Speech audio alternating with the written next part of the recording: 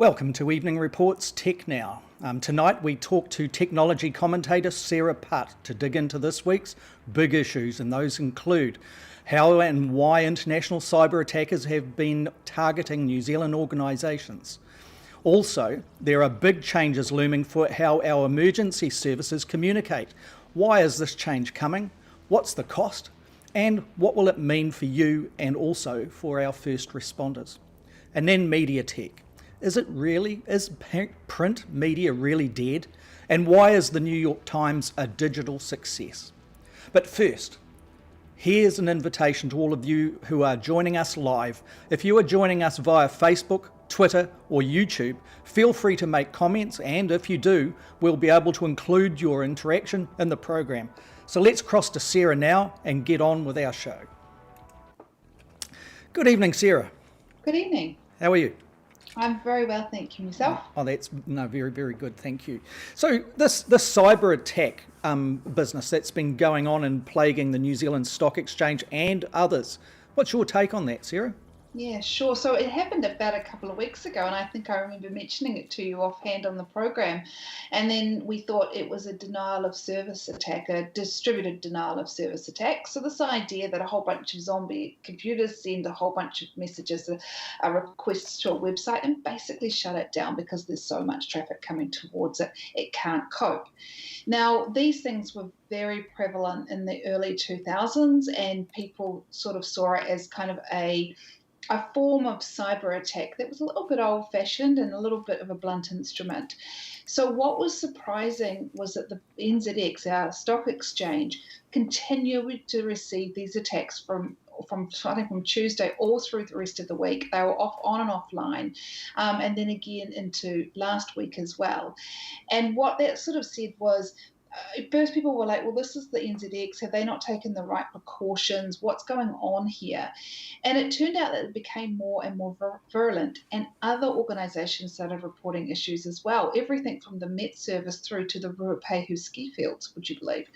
So it felt like there was something more going on. And the discourse, the commentary changed as well to this idea that we were looking at a very sophisticated attack, that where before there'd been what they could have called vectors, which is a way of thinking about it, different ways of attacking. Yeah. Whereas before there'd been one or two, now there are apparently 8, 2 of which were invented or came about in the last year or so. Yep. And one of them can actually amplify or attack 35 times. Yep. This was according to a commentator that I spoke to over at Darkscope, which is a security business in New Zealand, which basically looks through the internet and onto the dark web for their clients to see where, see what the landscape is like and if they're on in any sort of harm's way, if you like. Yeah, and also your colleagues over at Reseller News, for example, Rob ONeill, he went big on this, didn't he? He dug into the issue, and it was very helpful at the time. So the date of that was September the 1st, and of course it's September 8 now, so that's a week ago.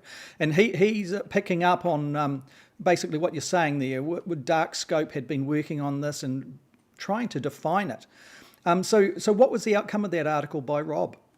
Well, what it looked at was saying that when we sort of got towards the end and the NZX came back online, things seemed to sort of quieten down, almost as one commentator fizzled out, although who would know out there what's going on.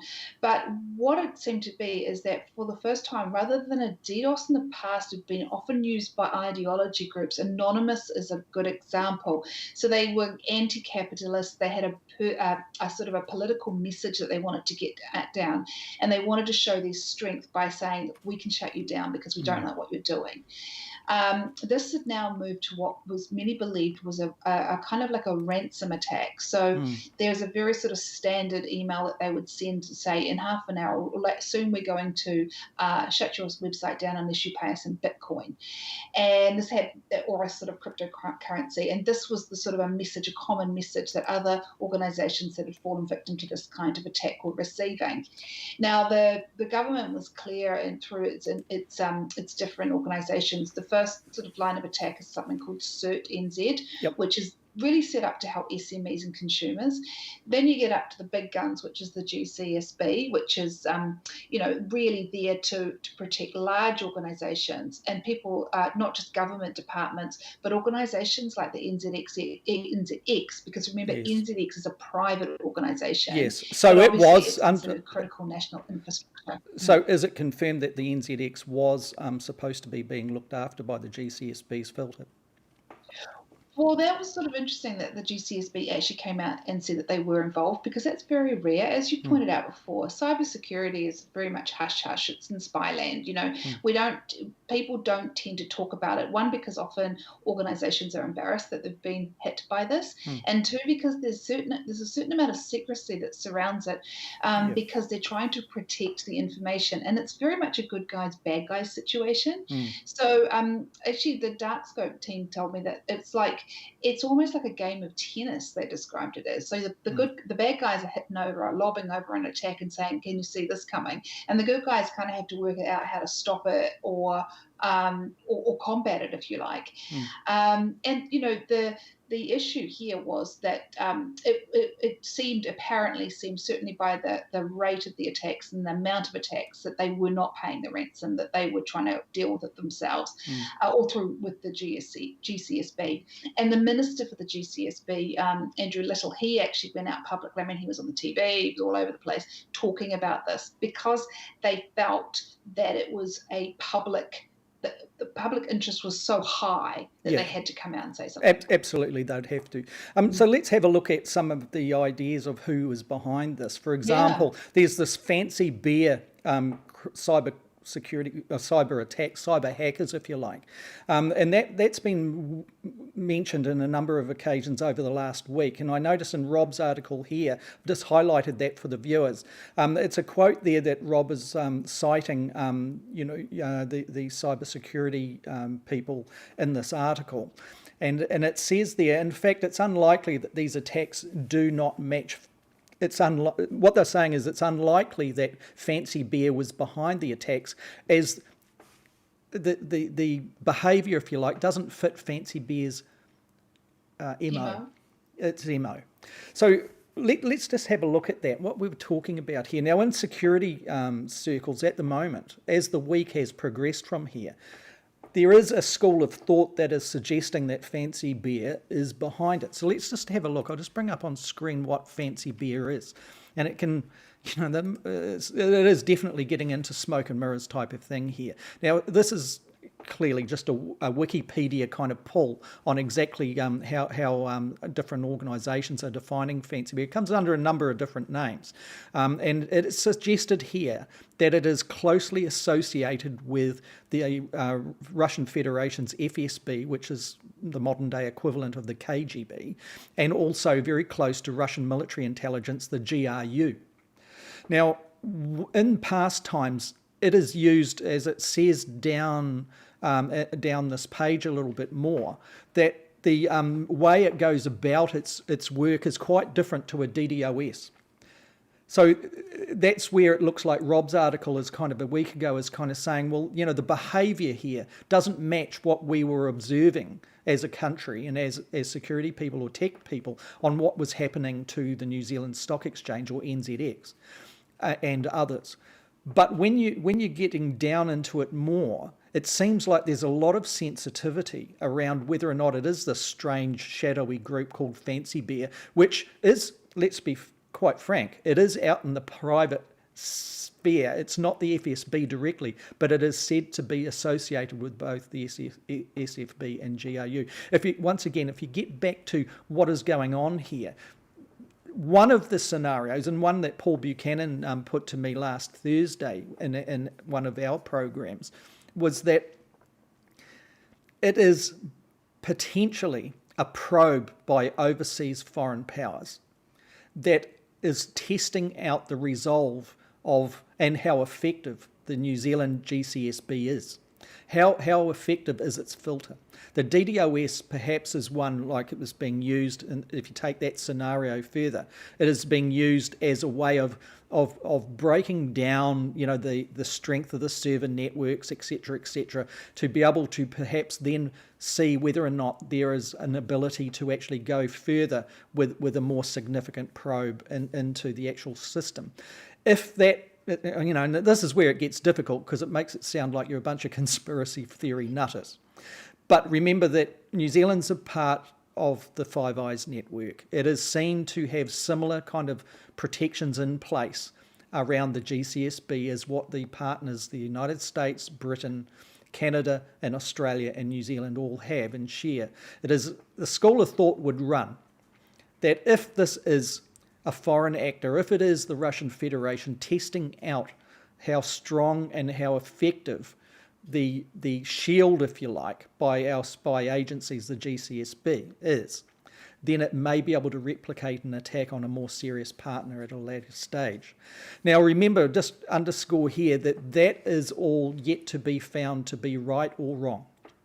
Absolutely. Or it could be just somebody out there, a very sophisticated group of hackers have worked out how to make money, and they're basically targeting, because my understanding is they target region by region. So it could be a money making operation. It could be something more serious. Again, it's really hard to ever know. Some of that is going to be out there. But what's really interesting is that it's certainly brought the whole idea around cybersecurity to the fore. One of the things that happened a couple of months ago is the Australians came out and said, we're putting $1 billion in this stuff and we're going to hire 500 cyber spies in the next wee while. And everybody in New Zealand went, well, okay, we're going to have to do it as well, because this stuff, what is our investment and is it keeping up with the sophistication that we're seeing around the world right now? Yeah, where do you think this is going to be heading then, Sarah, in the short term? Because this is affecting people. There are ISPs exactly at the moment that have been fighting all day today, Tuesday, to try and actually make sure that their systems are robust, not in preventative measures, but actually trying to bat them off because they're active right now. If the stock exchange can be used as a model, is it fair to put a question to you about a prediction on how much determination is there with whoever is attacking that at the moment? It's just, it always, whenever anyone says something like that around this issues, you always want to come back and go, well, where are you seeing the attacks? Because from your perspective, from what you've talked about, it could be politically motivated. Yep. It could also be, don't forget, they're not the only players in town.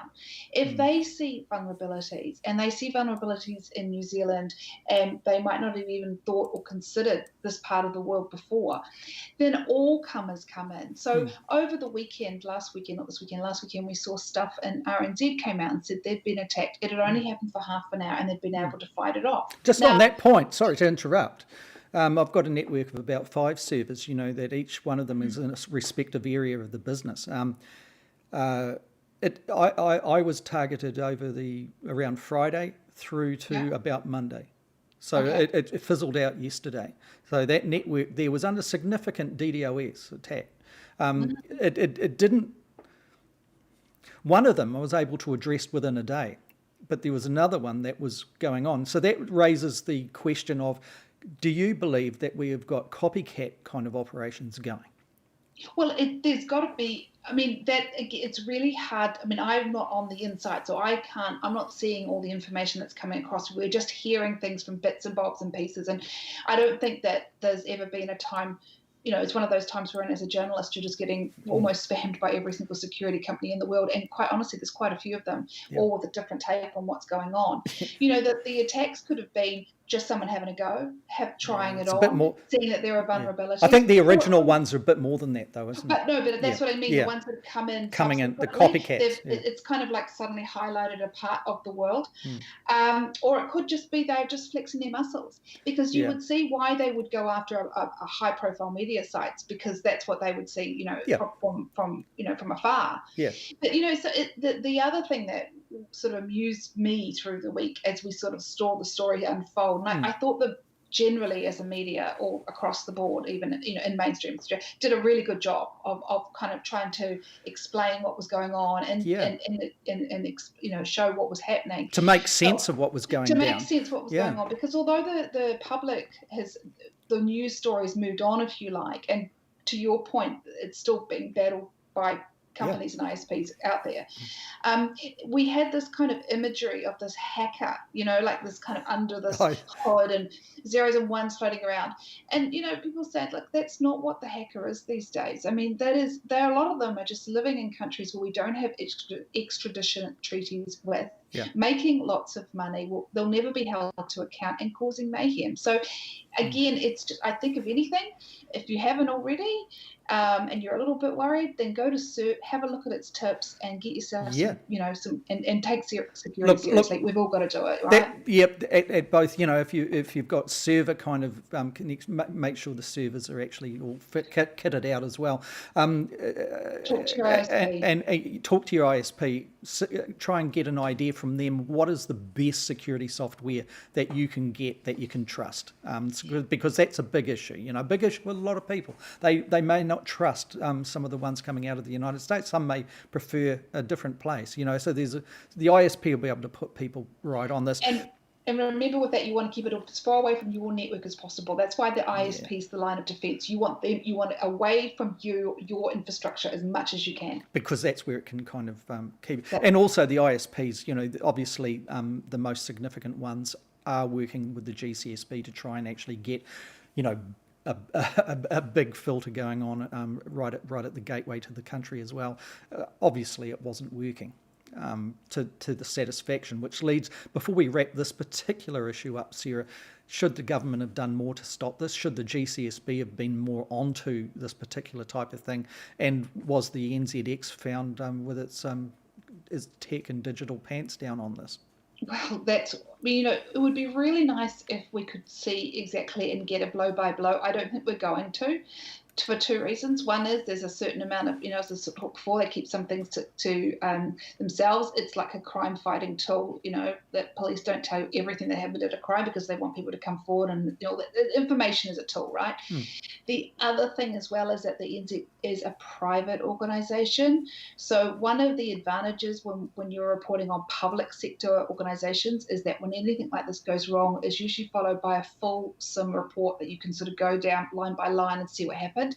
Doesn't always work with private. But remember, there is that, like what you talked about before too, there's that partnership that the GCSB branded itself very significantly on in the wake of legislative and post-legislative reform under the John Key-led government.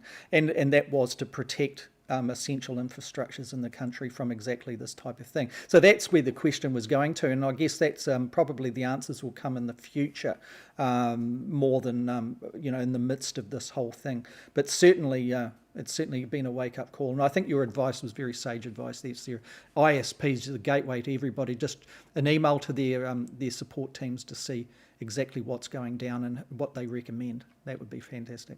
Let's go to the transition, then we'll come back with emergency services. Our first responders, there's a big shake-up in the communications, the digital communications all around that, so be right back with you.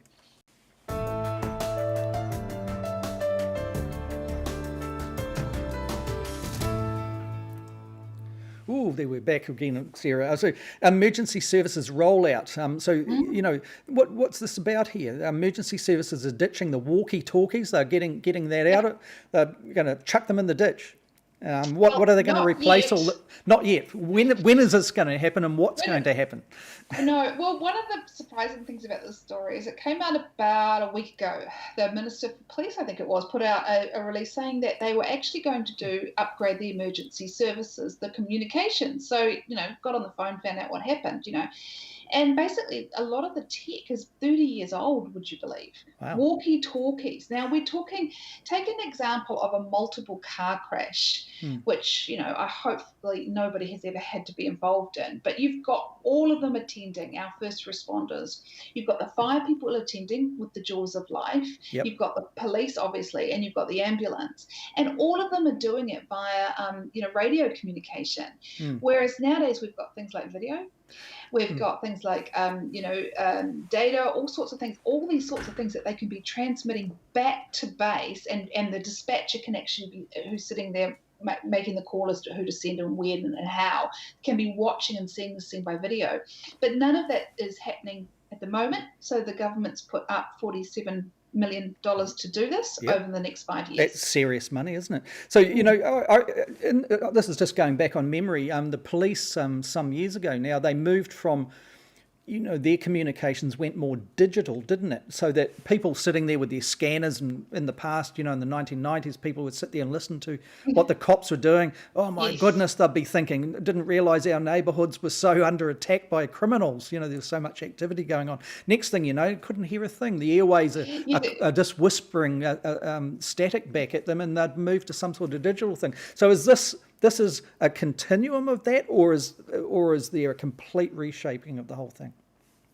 It's looking at a bit of a rehaul. If all the emergency services, the police have probably the most enabled with digital technology, but what you can imagine is a future whereby, because the technology itself has changed. So you can imagine a future, to go back to my motorable car crash scene, and I'm sorry to take people there. No, if the fire turns up and it's an electric car, they can't just chomp in with those jaws of life to free people, because they're going to get electrocuted.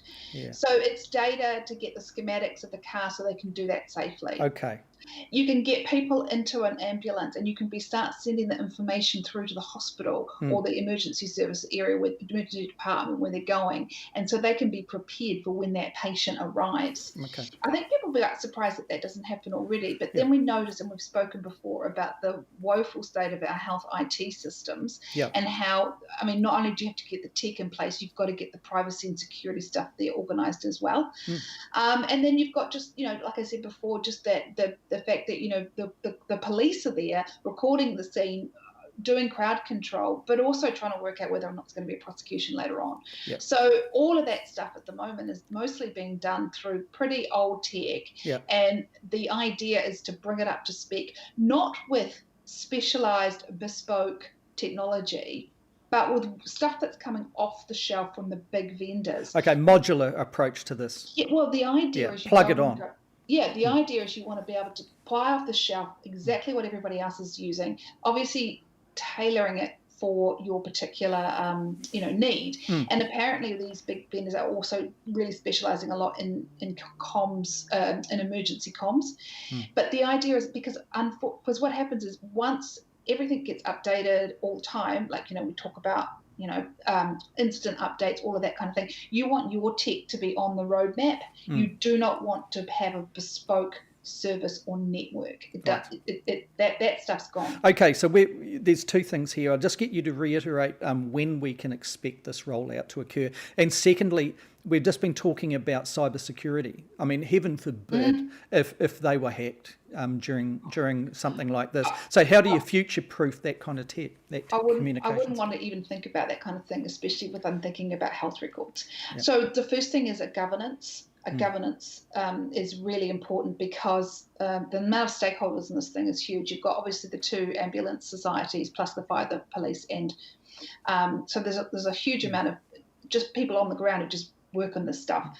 But they have also announced a governance committee, which is headed by Rob Fife, who is the former CEO of Air New Zealand and also used to work for Telecom back in the day. So it's quite a good get, actually. Yeah. And then another person on the board, which I thought was really interesting, is a guy who had been the president when FirstNet. Now, this is with the American version. They put in one about 3 or 4 years ago, probably a bit longer than that, and he was the president, and it's called FirstNet, and it's very, very similar kind of thing, upgrading the emergency services, and they sort of felt a need to do it after 9/11. Okay. So so you've got some good oversight there, I think. Okay. Well, we'll take another quick transition. We'll come back with this. Is print media dead? And what is a digital media success story in this day and age? Let's have a look.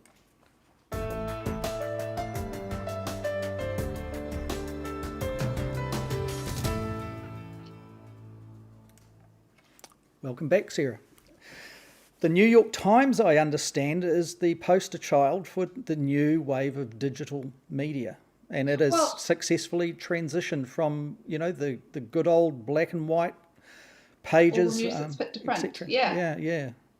So what's this about? This one caught my eye, and I think it's because we're probably a couple of media people that we like to hear about media. Yep. But the New York Times I just think it's such an interesting experiment in terms of digital, because they totally swung back from being, they said, we're digital agnostic, it's the news wherever it is, and then they turned and they said, we're digital orthodox, therefore we're going to tailor our offering depending on the platform, and by golly, we're going to charge for it, because that's where we see the future. And I mean, I personally am a New York Times subscriber, and I've only ever been there for 2 days once my whole life. So, but it's such a fantastic, such fantastic journalism that I just love to be part to read it every day. And this is what they did in 2012 when the new CEO took over, and he's just retired, which is why the stories come up. He realized that they had to embrace digital, and the subs were actually going backwards. But he realized that you can't charge for online what you can charge in a print version. But what you have to do is you just have to grow a subscriber base. So he's taken it in 8 years from 500,000 to 5.7 million subscribers. And I'm reading the notes here. They expect to reach by 2025, so in 5 years' time, 10 million. So they want to double their subscription base now. Now, they're making money off their subscribers in the same way that perhaps in the heyday when print was king, queen. No, they're not. It's your print subscriber is always worth a lot more money. And that's not just from the advertising perspective, it's also from the fact that people pay more, like it adds up more, right? Having said all of that, it's a quantity game, right? Yeah. So basically the more subscribers you have, and of course, if you can get them in New Zealand and Australia and around the world, where you wouldn't have before. I mean, I would not have subscribed to the print edition. It wouldn't make any sense. No. I wouldn't get it for a week. I remember, when first got into journalism, and go along to the library, to the reading room, was it, or something like that anyway, and there was all the newspapers and magazines from all around the world. Lovely? It was about 3 months old or something, and you'd have a read. It was just very interesting being able to see the writing styles, as you're developing your own writing style, I suppose, if we have one. But now, of course, it seems like the New York Times has really mastered the art of convergence. Can you speak to those points a little bit? Yes, I think it has. And what it did was, in the old days, and I think a lot of newspapers did this, and I definitely think they did them in New Zealand, but they started with the print version and then they ripped it off for the online. Whereas now they've gone the other way. They start with the smartphone app, then they go to the website, and then it goes into print. So it goes the other way, because that's how people read news. Look, that's interesting. Just on that point, for media people, it's probably interesting, but for everyone else, it won't be maybe. But I remember way back in the mid-1990s, I was lucky enough to be a small group of people that a guy who was the features editor of the Oregonian, a guy called Jack Hart, came over. It was way back when ONeill, well before Fairfax, well before Stuff, and he talked us through front end editing, which was something that it took the writer all the way through. So if you juxtaposition this around, because the old way of basically the journalist, it goes over to a chief reporter, and then it might go through a sub-editor, and then maybe the editor, or all different ways of configuring that. Well, Jack Hart was saying the journalist has got to be at the product end as well, so that anything that, like Chinese whispers, that takes the strength or the reliability of the message can be rectified.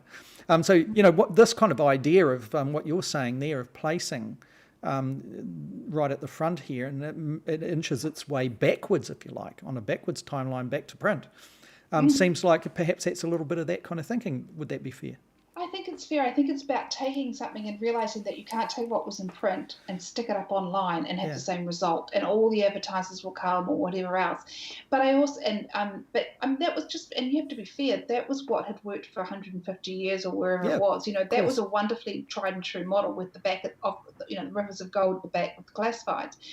But what I think the New York Times has shown, and really, let's face it, I mean, the number of journalists they employ I can't remember the exact number, but no, that's their moat. When we talk about business, what's your moat? What is the bit that surrounds your business that no one can replicate? That's their moat. It's quality journalism. No one else can replicate that kind of well, maybe the Guardian, from the other that's side. what I mean. Maybe 10 papers in the whole world. Not a lot of it's in English speaking countries and all that kind of thing, so you can see, that's what they realized, is that they saw all these sort of people come in, the BuzzFeeds, whatever, come in and take the media sort of spotlight and pull it towards them, but they never quite managed. Then they sort of woke up to the idea of, hey, we've got really good journalism here. Why don't we sell that? The tradition of it. I want to say is, let's stop selling stuff around journalism. Let's just sell journalism because it's really good.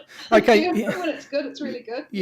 And it can make sense of all the noise, can't it? And I guess that's the challenge, and that's perhaps the future for journalism in a sense. How long will print last? Are we looking into the 2030s? Is it going to die soon? What's the point in trying to keep those alive? Well, they reckon this guy reckons that, and he's been the CEO of the New York Times for 8 years, and people will know that it's owned by a private company, private family. But obviously not the Trump's family, because it's not the US president's not a fan of the New York Times, is he?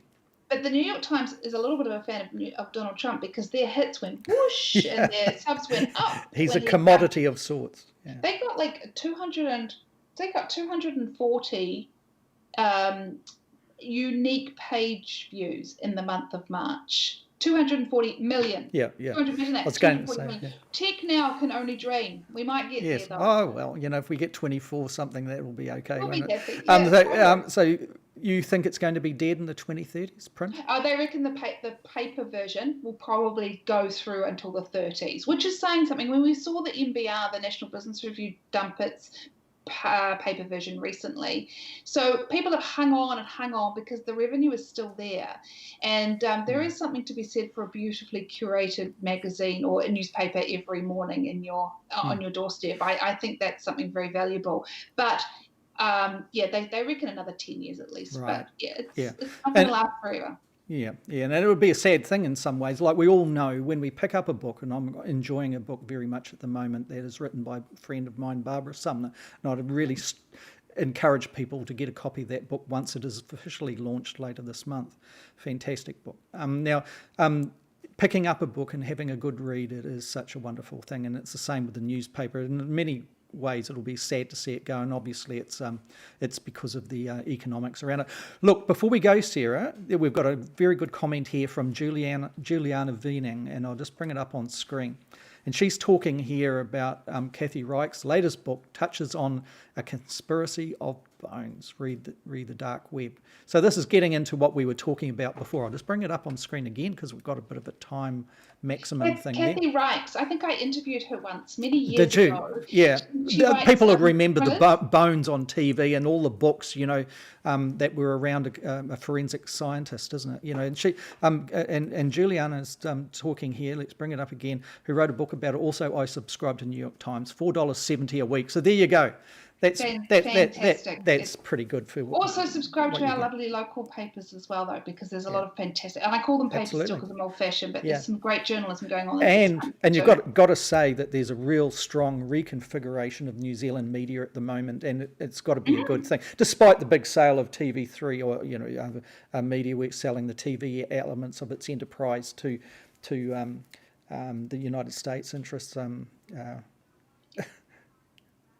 Oh, well, positively, we're seeing green shoots with lots of subscriber papers as well.